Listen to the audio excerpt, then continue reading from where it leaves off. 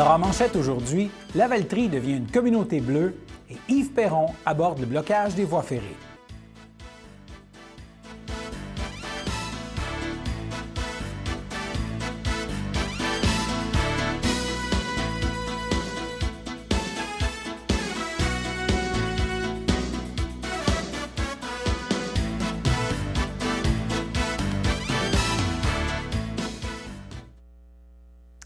Alors bonjour mesdames, messieurs, mon nom est François Robert et bienvenue à votre bulletin d'information régionale du mardi 3 mars. Alors, environnement. Après Saint-Charles-de-Mandeville, une autre municipalité de la MRC de Dautrey, Lavaltrie, s'est vue décerner la certification Communauté bleue de la part de l'organisme Au Secours. Alors, cela fait suite à l'engagement de la municipalité de Lavaltrie à reconnaître le droit humain à l'eau et aux services d'assainissement, à promouvoir la gestion publique de l'eau et à bannir graduellement la vente de bouteilles d'eau dans ces édifices municipaux et lors de ces événements. Alors, la ville de Lavaltrie devient la 20e communauté bleue au Québec. La cérémonie officielle pour son entrée dans ce groupe a eu lieu hier soir. Maintenant, en politique fédérale, lors de son plus récent passage dans nos studios vendredi en fin d'après-midi, le député de Berthier-Masquinongé, la Chambre des communes, Yves Perron, a accepté de commenter le délicat dossier du blocage des voies ferrées et des répercussions possibles.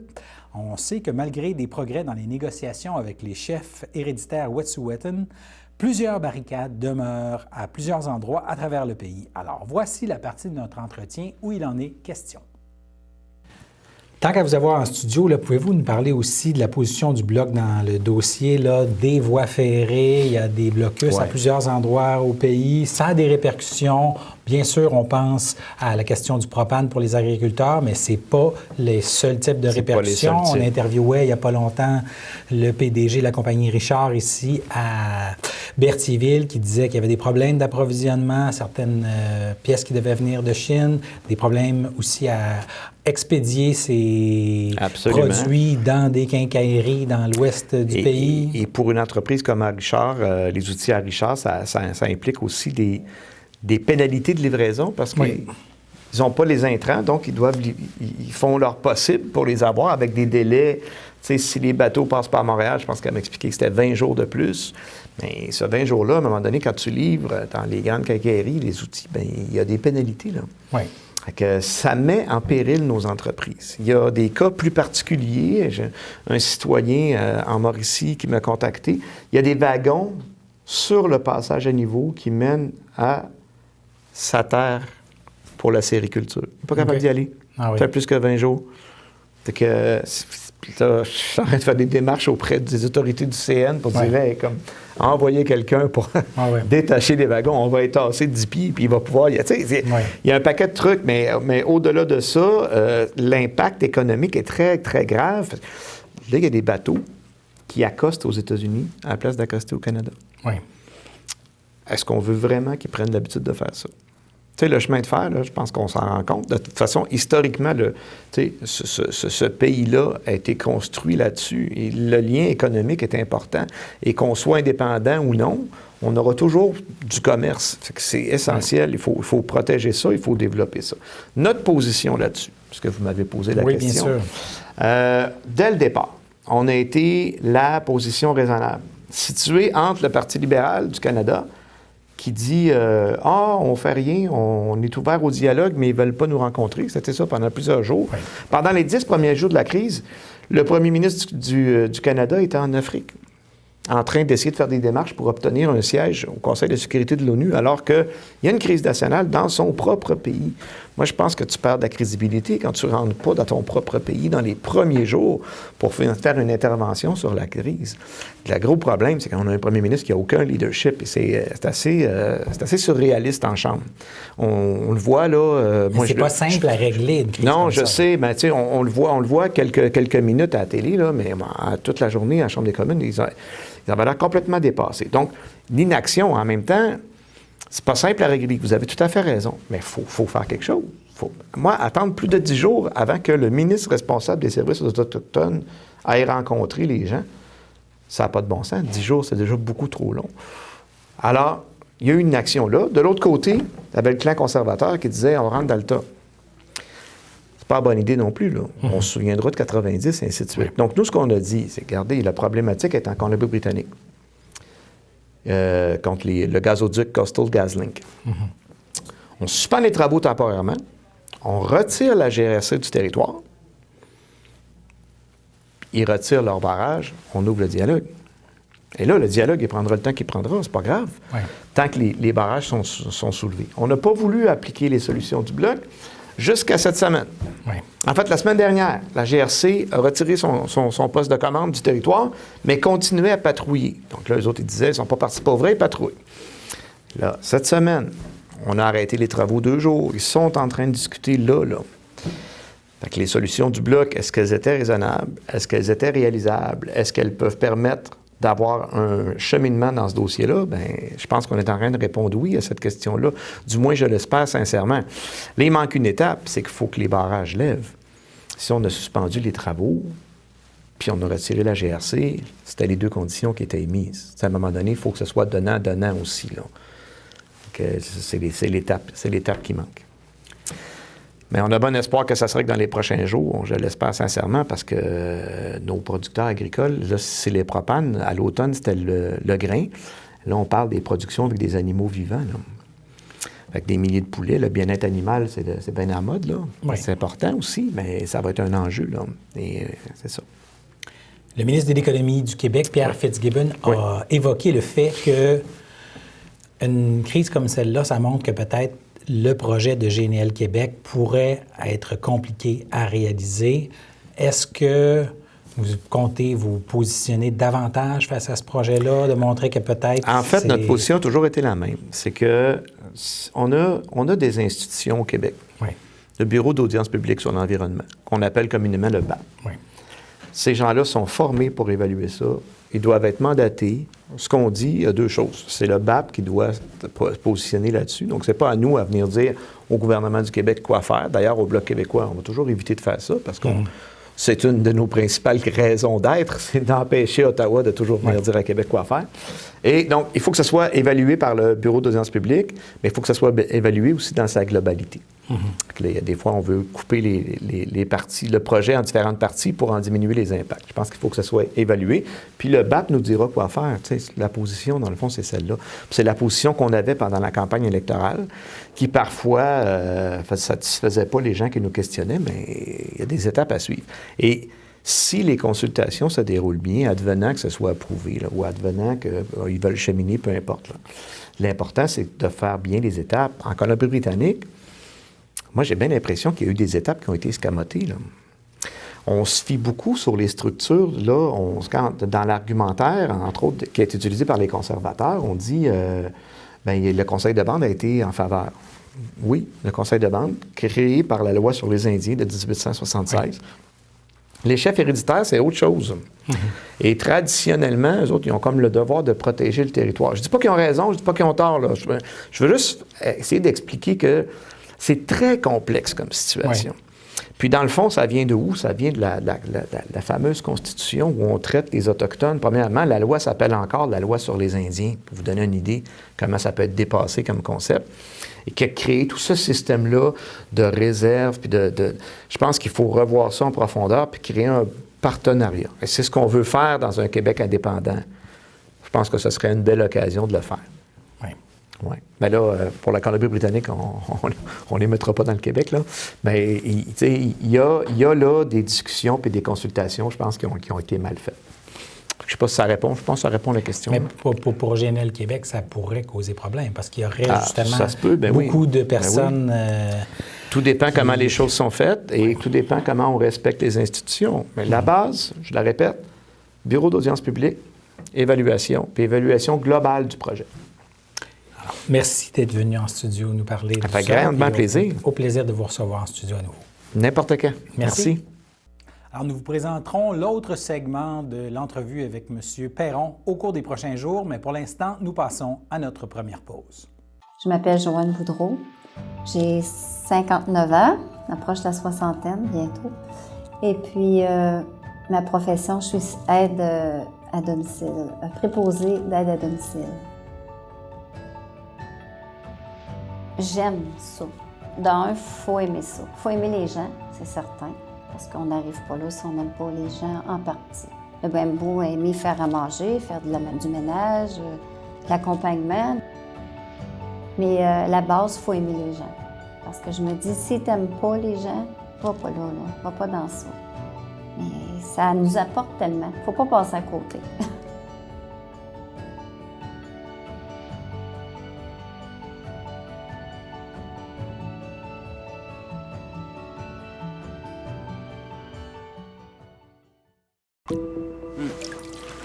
Oh, mon homme. Hey. Qu'est-ce que tu fais là? Oh. Ben non.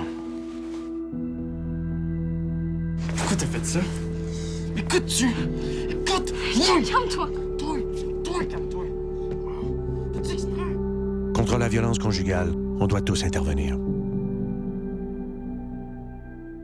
Le samedi matin, dès 9h30, nos téléspectateurs sont invités au Super Bingo télévisé diffusé de nos studios de Berthierville. Depuis maintenant une vingtaine d'années, plusieurs adeptes de la télévision régionale se sont partagés un montant de 600 $ disponible chaque semaine lors de cette joute de bingo télévisé. Un animateur et 3 bénévoles se succèdent à la caméra dans le but de vous faire passer une petite heure agréable et payante le samedi matin. On peut se procurer les cartes de jeu chez les dépositaires autorisés participants, c'est-à-dire à Berthierville, le dépanneur Formule 1 rue Gilles Villeneuve, le marché IGA Extra sur la rue Gabrielle Brissette, le marché Métro rue Notre-Dame, la pharmacie Proxime rue Frontenac, le garage Pétroté sur la rue Gilles Villeneuve et à Saint-Ignace de Loyola, le marché Aldo rang Saint-Michel, le dépanneur Le Magasin Esso sur le chemin de la Traverse. C'est un rendez-vous tous les samedis matins à 9h30 sur les ondes de CTRB, votre télévision régionale et communautaire.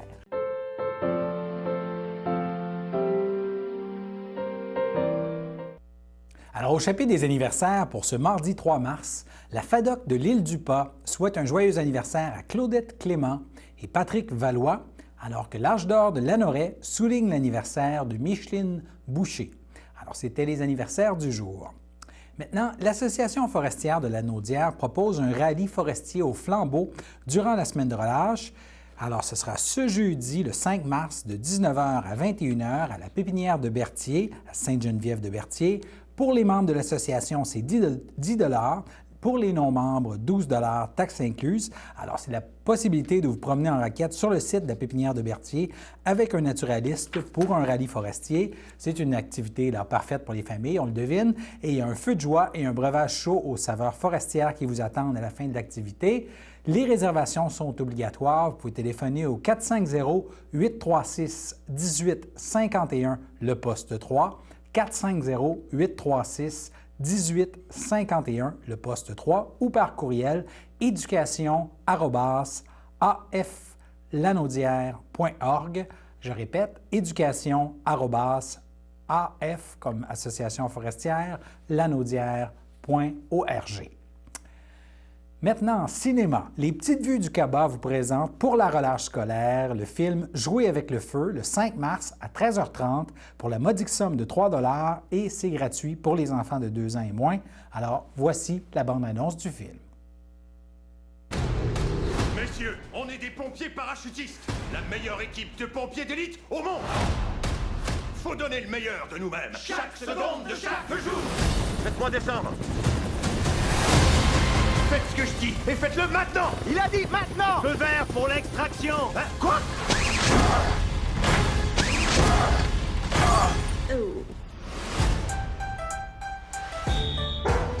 Jusqu'à ce qu'on vous rende à vos parents, je suis légalement chargé de prendre soin de vous. En retour, vous allez m'obéir et on pourra faire notre travail. Ouais, et faire ce geste-là, genre, comme ça, bah, ça aide pas. Sous mes ordres, pas de magouille. Moi, gros pompier, mon coup pas tourné. Ce qui va arriver en 7 secondes précises, c'est que tu vas la boucler, la grande sœur. Ou quoi? Broyeur va venir te donner une leçon.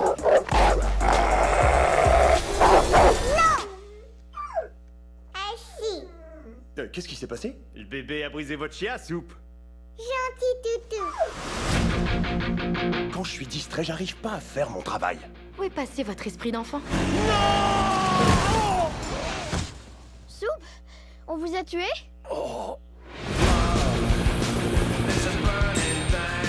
J'ai trouvé des super cuisineurs! C'est pas des jouets! Là, c'est la fête.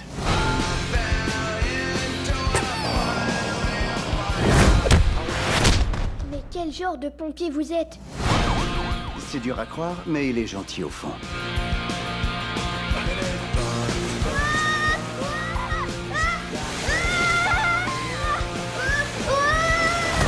Oh, c'était génial ça! Boum boum! Boum boum, c'est quoi boum boum? Non. Ne regarde pas. Non, non, arrêtez ou je vais.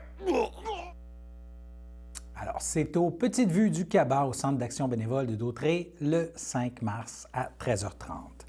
Maintenant, au groupe d'entraide en toute amitié de Berthierville, les projets se multiplient et ma collègue Danielle Yvon en a discuté, notamment pour ce qui est du frigo partage et du tricot avec Julie Tétrault. On écoute leur entretien. Le groupe d'entraide en toute amitié, Julie, a des belles initiatives et entre autres, il y a un frigo partage. Peux-tu nous en parler un petit peu? L'été, je crois que tu l'avais mis à l'extérieur, mais là, on est en période hivernale. Comment ça fonctionne? On est beaucoup en période de test. OK. Donc, c'est nouveau pour l'organisme, le frigo partage. Cet été, c'était merveilleux. Là, c'est l'hiver. On a fait le choix cette année de le laisser à l'extérieur. Ah, OK. Ça veut dire qu'il est toujours accessible. Dans le fond, c'est 7 jours sur 7, 24 heures sur 24. On a une responsable qui s'occupe de remplir régulièrement le frigo. C'est sûr que là, on essaie de mettre plus des choses que si c'est congelé, c'est pas trop grave parce que c'est l'hiver. Mais aussi donc la on essaie de salubrité là, au contrôler. niveau du frigidaire. J'imagine que nous, on peut aller emporter ou c'est seulement vous qui pouvez mettre du stock dedans? Non, vous pouvez venir emporter. Par contre, on ne met rien de mets comme préparé. Tu sais, ce que OK. vous cuisinez à la maison, ça, on ne peut pas le mettre dans OK. le frigo. Par contre, si vous avez, peu importe... Je comprends. Tu vas à l'épicerie puis tu décides de faire des dons. Tu peux faire des dons de nourriture qui soient mis dans le congélateur et tout. Oui. Et vous prenez vos surplus aussi de moisson ammoniaque que vous mettez. C'est ça. Puis, dans le fond, c'est ouvert à tous. C'est vraiment pour contrer le gaspillage alimentaire. Oui, c'est très, très bien. Moi, Oui. c'est très bien. Et il y a une activité aussi un petit peu parallèle à ça, créer des liens. Vos activités de tricot, c'est bien aussi. Oui, Vous faites on a des petites tricoteuses.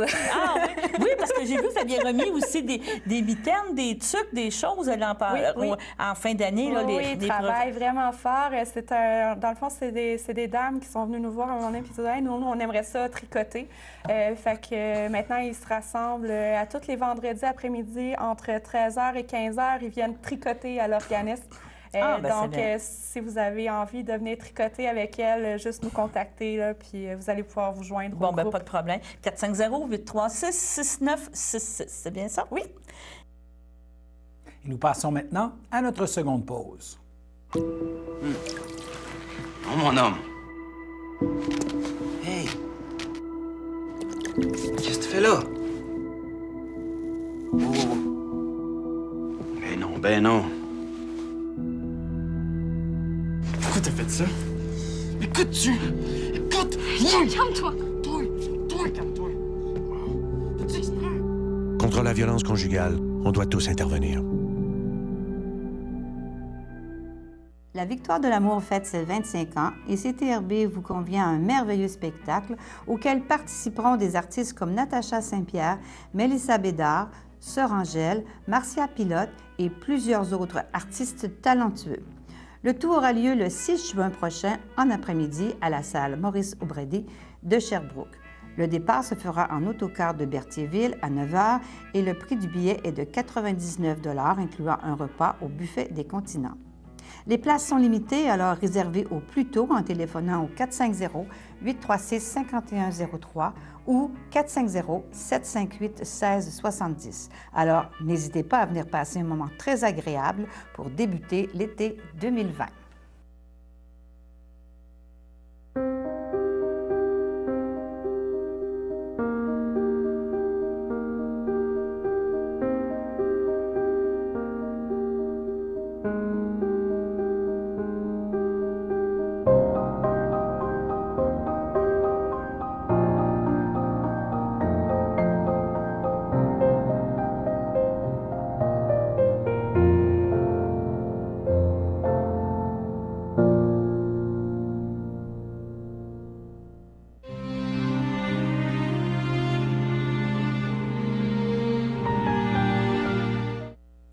À l'hôpital Sainte-Justine de Montréal, le 16 février, à l'âge de 18 ans, est décédée Annie-Claude Mondor, fille de Nancy Ferland et de Patrick Mondor, demeurant à Saint-Gabriel-de-Brandon. Elle laisse dans le deuil, outre ses parents, son frère Alexandre Mondor, sa grand-mère maternelle Louise Guénette, feu Réginald de Ferland, ses grands-parents paternels Michel Gravel et Roland Mondor, de même que ses oncles, tantes, neveux, nièces, autres parents et plusieurs amis, ainsi que sa deuxième famille de l'hôpital Sainte-Justine depuis près de 14 ans.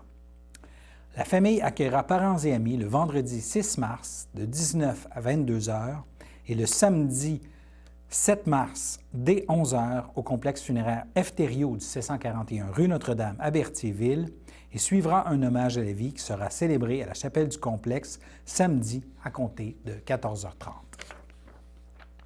À Joliette, le 23 février, à l'âge de 72 ans, est décédé M. Serge Saint-Pierre, conjoint de Claire Paradis de Saint-Gabriel-de-Brandon. Il laisse dans le deuil, outre son épouse, son fils Éric Saint-Pierre et sa conjointe Karine Lamarre, ses petits-enfants Louis et Charlotte, ses frères et sœurs, beaux-frères et belles-sœurs, Éloi Saint-Pierre et sa conjointe Carmen Lambert, Robert Saint-Pierre et sa conjointe Micheline Turcotte, Yves Saint-Pierre et sa conjointe Danielle Lambert, Louise Saint-Pierre, feu Normand Gilbert, Francine Saint-Pierre, Danielle Saint-Pierre et sa conjointe Jeanne Lambert, Gilles Saint-Pierre et sa conjointe Linda Allery, Pierre Paradis et sa conjointe Colette Desalliés, Lisette Paradis et son conjoint Alain Geoffroy, Michel Paradis et sa conjointe Jeanne Desjardins, ainsi que plusieurs neveux, nièces et autres parents et amis. La famille vous accueillera le dimanche 8 mars dès 9 h au 741 rue Notre-Dame à Berthierville, où une cérémonie aura lieu le jour même à 11h30 en la chapelle du complexe. À son domicile, le 24 février, à l'âge de 64 ans, est décédée Mme Jocelyne Lassalle, épouse de Guy Lévy, demeurant à Joliette.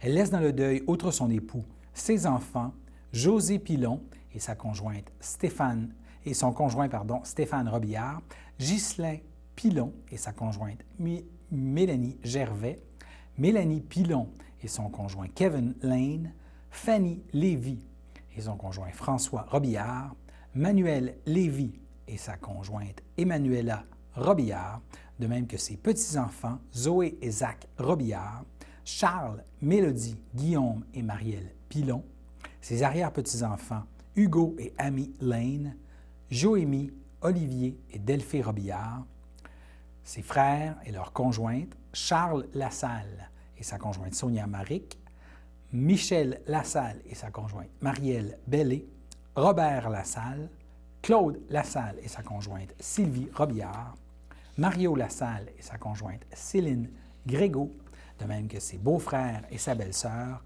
Mario, Sylvain, Alain et Guylaine Lévy, ses tantes, son oncle, ainsi que plusieurs neveux, nièces et autres parents et amis. La famille vous accueillera le samedi 14 mars dès 10h30 au complexe funéraire F. Thériault du 741 rue Notre-Dame à Berthierville et suivra une liturgie à la chapelle du complexe à compter de 14h30. Au CHSLD Alphonse Rondeau de Lanoret, le 25 février, à l'âge de 86 ans, est décédée Mme Claire Denis, épouse de feu Guy Bocage, demeurant à Lanoret et native de Berthierville. Elle laisse dans le deuil ses enfants, Christiane Bocage, Carole Bocage et son conjoint Gaston Barrette, Gilles Bocage, de même que ses petits-enfants, Frédéric et sa conjointe Joanie Laprade, Alexandre, Olivier et sa conjointe Sophie Gervais, de même que ses arrière-petits-fils, Samuel et Ludovic, son frère Bernard Denis et sa sœur Danielle Denis, ainsi que plusieurs neveux, nièces et autres parents et amis. La famille vous accueillera le samedi 21 mars dès 12h30 au complexe funéraire F. Thériault du 741 rue Notre-Dame à Berthierville et suivra une liturgie à la chapelle du complexe funéraire à 14h30. Et Mme Denis sera inhumée au cimetière de Berthierville. Au CHDL de Saint-Charles-Borromée, le 26 février, à l'âge de 82 ans, est décédé M. Pierre Turcotte, époux de feu Marie-Claire Garceau, demeurant à Sainte-Geneviève-de-Berthier. Il laisse dans le deuil ses fils, Daniel Turcotte et sa conjointe Mylène Latendresse, André Turcotte et sa conjointe Sylvie Farley, de même que ses 5 petits-enfants, Guillaume et sa conjointe Émilie Massé, Viviane, Myriam et son conjoint Charles Hubert, Sébastien et Maude, de même que ses 3 arrière-petits-enfants, Anna, Noélie et Louis.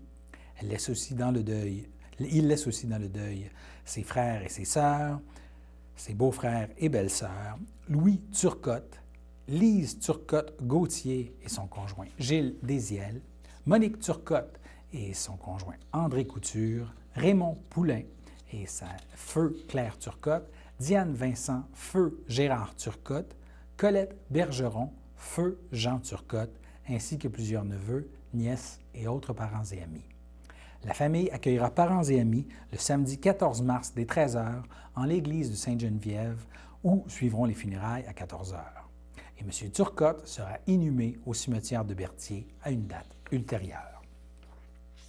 Dans un autre registre, maintenant, il y a la journée porte ouverte du service de la popote roulante du Centre d'action bénévole de Dautré qui aura lieu le jeudi 19 mars de 11h à 15h30 au 180 rue de Champlain à Berthierville. Et c'est un événement qui se déroule dans le cadre de la Semaine québécoise des popotes roulantes du 15 au 22 mars sous le thème « Bien manger avec dignité ». Et c'est également l'occasion de célébrer le 30e anniversaire de la popote roulante du CABA. Alors, dès 11h, vous êtes invité à goûter différents produits de la popote, à vous informer sur le fonctionnement des commandes, ainsi qu'à rencontrer les bénévoles, les employés qui œuvrent à préparer plus de 375 repas par semaine. C'est pas rien. Il sera également possible de vous procurer sur place des produits dérivés, des certificats cadeaux de la popote roulante.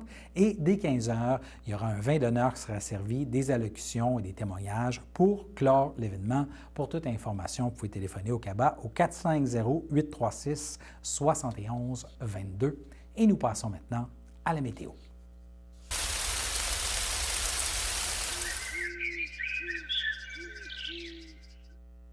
Alors, mardi soir, de la pluie est prévue entre 5 et 10 mm qui pourrait tomber là. Le mercure devrait être autour de plus 2 Celsius. Et la pluie se poursuivra durant la nuit alors que le mercure sera encore légèrement au-dessus du point de congélation.